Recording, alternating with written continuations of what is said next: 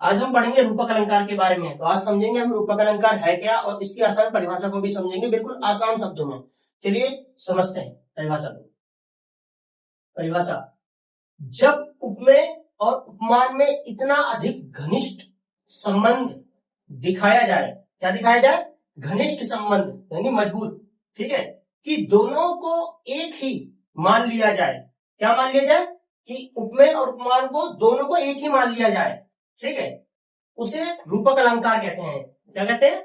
रूपक अलंकार। यानी कि हमने इससे पहले की वीडियो में उपमेय जो उपमा अलंकार पढ़ा था हमने, उसमें हमने बताया भी था कि उपमेय की डेफिनेशन होती है जिसकी तुलना हो रही हो। क्या हो रही हो? जिसकी तुलना हो रही हो।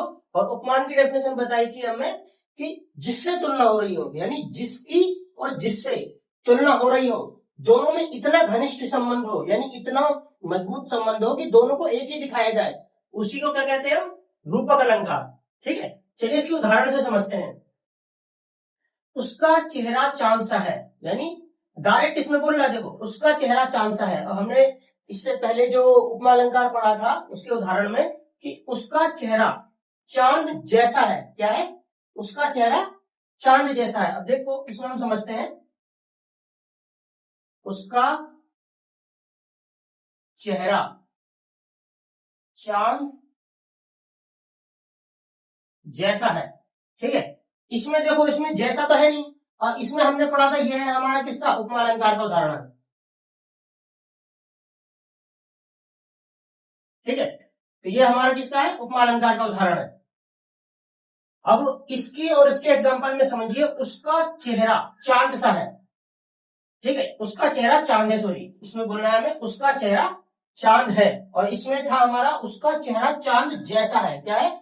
उसका चेहरा चांद जैसा था, यानी उसके चेहरे की, उस व्यक्ति के चेहरे की तुलना हो रही थी इसमें चांद से, ठीक है। पर इसमें क्या है? उस व्यक्ति के चेहरे की, डायरेक्ट चेहरे को ही बोल दिया चांद है, तुलना नहीं कर रहे इसमें। इसमें डायरेक्ट चेहरे को चांद ही बता दिया गया है। यानी कि कह सकते हो आप कि जिस चीज को हम डायरेक्ट बोल दें, ठीक है, उसको हम रूपक अलंकार कहते हैं। जैसे कि उसकी आंखें गुलाब हैं, और उससे पहले वाले में हमने पढ़ा था उसकी आंखें गुलाब जैसी हैं, है कि नहीं?